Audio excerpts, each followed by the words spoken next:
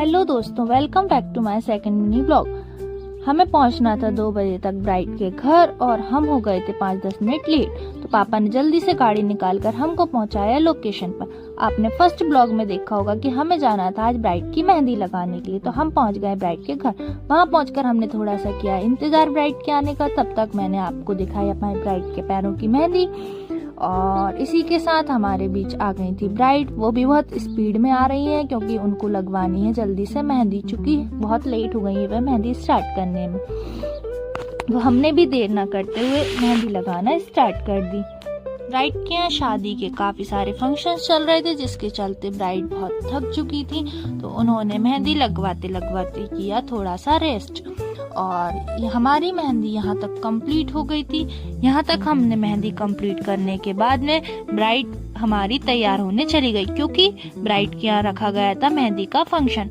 Bride के ready हो जाने पर हम पहुंच गए ब्राइड के घर के बाहर गार्डन में, जहाँ पर मेहंदी का फंक्शन रखा गया था। ब्राइड चाहती थी कि वह मेहंदी में एक हाथ में फिगर में ब्राइड के साथ अपने मम्मी पापा का फिगर बनवाए और दूसरे हाथ में ब्राइड और ग्रूम का फिगर बनवाए।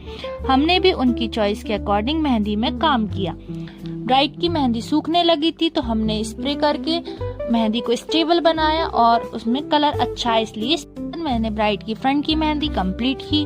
और जब तक मेहंदी सूख रही थी मैंने कुछ साइडर्स को मेहंदी लगाई। फ्रंट की मेहंदी सूखने के बाद हमने स्टार्ट कर दी बैक की मेहंदी। पर बैक की मेहंदी में हम फोटोशूट नहीं कर पाए क्योंकि ठंड बहुत ज्यादा बढ़ जाने की वजह से मेहंदी मिक्स होने लगी थी।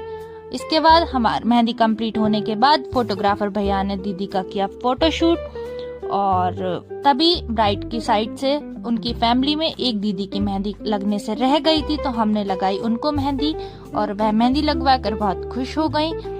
ब्लॉग में देखकर समझ आ रहा होगा कि हमारी क्लाइंट कितनी खुश है। इसके बाद हमारी ब्राइड वीडियो नहीं निकलवाना चाह रही क्योंकि वो बहुत थक चुकी थी। फिर भी हमने उनकी एक क्लिप ले ली ताकि उनकी एक प्यारी सी स्माइल के साथ फिर हम निकल पड़े घर की ओर।